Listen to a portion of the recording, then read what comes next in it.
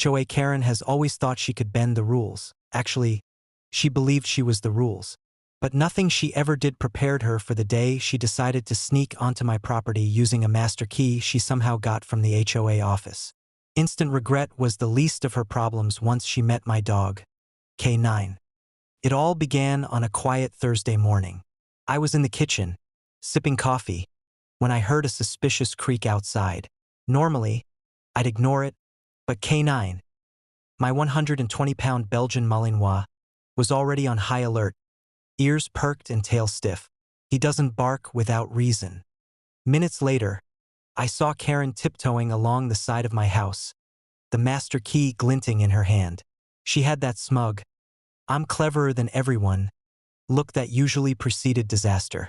I sighed, shaking my head. Some people just never learn. K-9 didn't waste a second. The moment Karen tried the front door, the massive dog appeared in a blur of fur and teeth, growling low and menacing. Karen froze, literally. I could almost hear her internal panic as she realized this wasn't going to be a casual, quiet inspection. It's just me. Hoa. I need to check," she stammered, waving the key like a magic wand. K-9 wasn't buying it. He barked, growled, and circled her with the precision of a tactical unit, making it very clear she was not welcome. Karen took a hesitant step back and promptly tripped over her own feet. She scrambled to get upright, dropped the key, and backed toward the driveway, hoping to retreat without incident.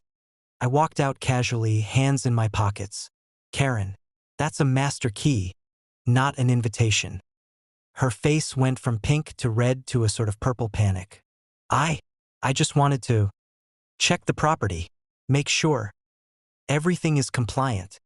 I pointed toward K-9, who was now sitting a mere 2 feet away, still growling softly. "Compliance checks aren't part of the HOA handbook, Karen. And apparently you didn't read the part about trespassing on private property." Karen's next move was almost comical. She tried to plead, waving her hands. I can explain. Maybe I forgot." K-9 let out a low growl, then barked sharply, making Karen stumble backward into her own car. She scrambled inside, locked the doors, and sat there, defeated and trembling. I could see her from the kitchen window, hugging the steering wheel like it would protect her from both the dog and the law. The neighbors, as usual, had already noticed the drama. A few peeked over their fences, whispering and laughing at Karen's misadventure. I overheard one neighbor joking, "Looks like K-9 just gave her a permanent HOA violation." I later retrieved the master key she had dropped.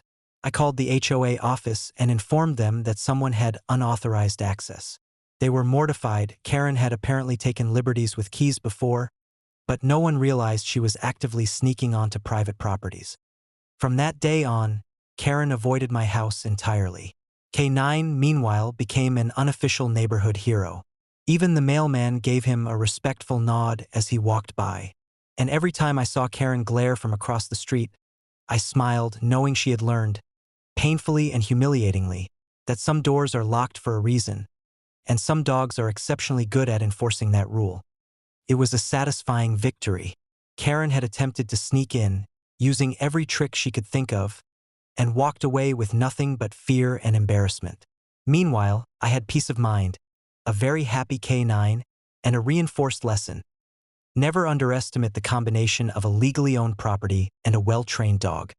Sometimes justice doesn't need a lawyer, it just needs a K-9.